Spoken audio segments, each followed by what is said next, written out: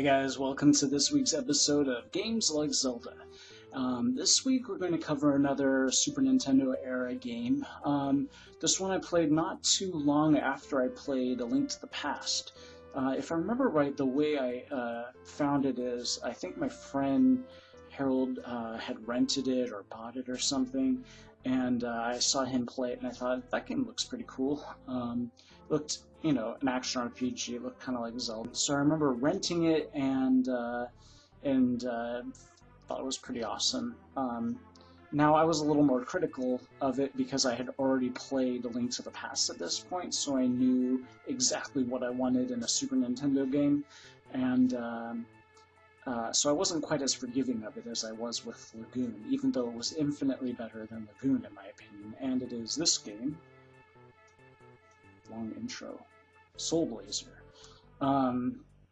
So Soul Blazer is a pretty awesome game. It has a very intricate story as far as games from that era go. It's kind of like good versus evil. There's this god-like character called the Master who sends you.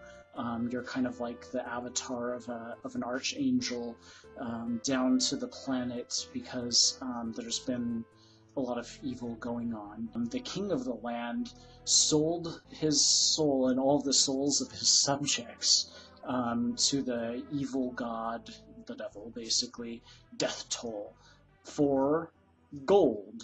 Gold!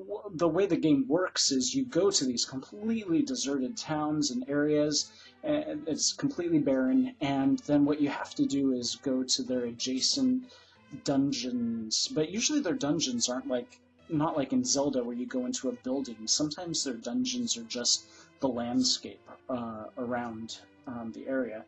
And what you have to do is there are like these monster generator things that keep spewing out monsters, and so you gotta destroy those monster generators, and when you do that, it releases the spirit of one of the subjects of the land. Now sometimes that can be a person, sometimes it can be a dolphin, sometimes it can be a tree, a plant, sometimes it can even be the spirit of a chest of drawers. And that's why I'm wearing this shirt today, because that's kind of based on the idea of animism. It's a spiritual belief that not just humans have spirits, but animals, plant life, mountains, rocks, pretty much any natural organic substance. And also, it's the name of a super awesome band, and you should listen to their music, which you can find right here. So Soul Blazer takes this a little bit further and goes ahead and gives spirits to chest of drawers. I don't know. But anyway, so what you do is you constantly release all of these spirits and repopulate that area, and then once you beat the boss in that area, basically, and then you're able to move on to the next thing. And so the story is a little more intricate than what I've described, because the main character eventually meets this girl that he falls in love with, who turns out to be the daughter of the scientist who the king had forced to create the invention that allowed the king to contact Death Toll, the evil god. But the scientist is a good guy, and he didn't really want to do that, and so he feels bad about that, so there's all of this stuff going on about that. And I remember one of the most interesting things is towards the end of the game, going to that scientist's laboratory, and for the most part it's like a regular medieval style fantasy game, but then you go to like the scientist's laboratory and it's completely like mechanized and really interesting. And then I remember there's this one weird part where he's created like this chess game. It's not really chess, but it's like this board game sort of thing, and you have to like miniaturize and go into the game because all the pieces have come to life or something like that. And, I don't know, really bizarre out there stuff, but really interesting. The gameplay style is you've got a sword and you swing it. It's an overhead perspective, just like Zelda. One of the first spirits that you release is this old man wizard who is also, I think, an archangel from above, and then he turns into like the spirit that is constantly circling around you and is kind of like your guide. Very Navi-esque. You cannot yourself cast magic, but through that spirit you can learn more spells and cast spells. So that's a little bit tricky, actually. I remember because the spirit is constantly circling you, so you've got to time your spells so that the circle spirit thing is aimed at whatever it is you're trying to attack. But that adds an extra layer of strategy. So the company that made this game is a studio called Quintet, and the game that they made right before this one is a game called ActRaiser.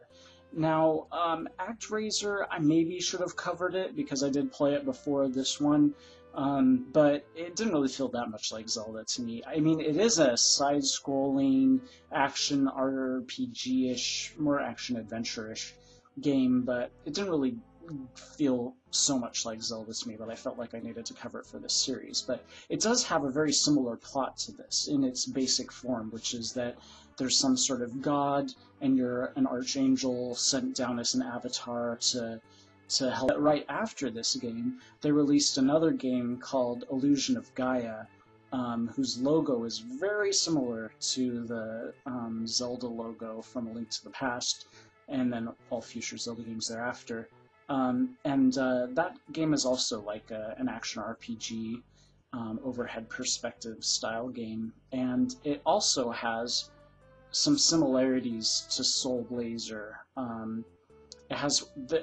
There's kind of like a trilogy of games that are not really connected whatsoever, but all share similar themes and all have a dog named Turbo in them.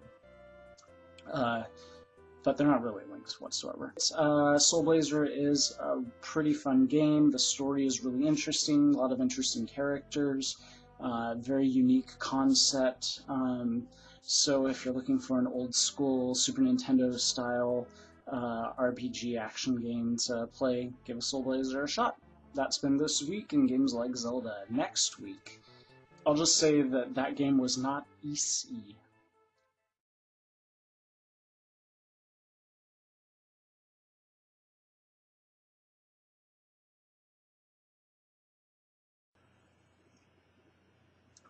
I got a piece of popcorn stuck in my tooth. That's disgusting. And I just brushed my teeth. Why did it not get out? Ugh. Ew. Gross.